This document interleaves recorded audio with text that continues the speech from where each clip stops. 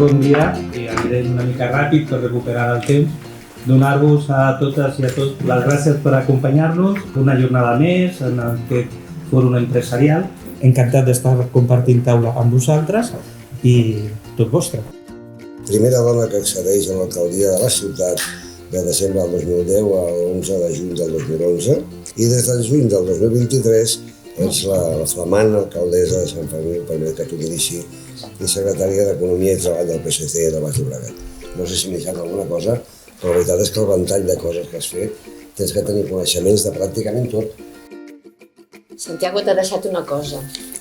He sigut empresària. Soc d'aquelles microempreses fins a 10 treballadors directes, perquè era directora, però era la meva pròpia empresa. Moltes de les empreses, això també ho hem parlat amb la Rosa, feu formació.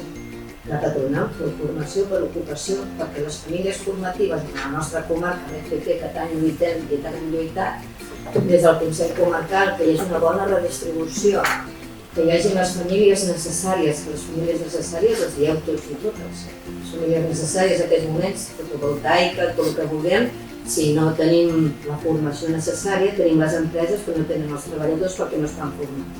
I sobretot us necessitem a tots i totes els que esteu aquí, que representeu els municipis, els que esteu del món empresarial.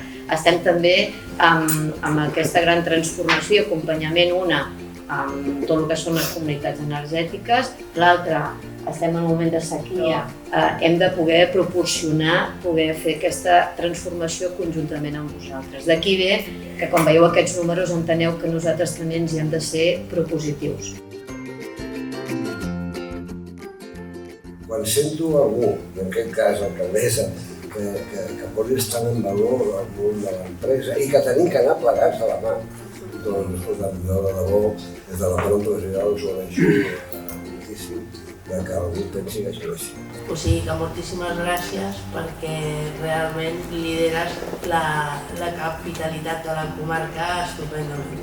Aquí ho demostrem que hem de treballar conjuntament. Gràcies per invitar-me en aquest desajuni i a tots vosaltres també per estar aquí i esperem que continuem treballant conjuntament. Gràcies.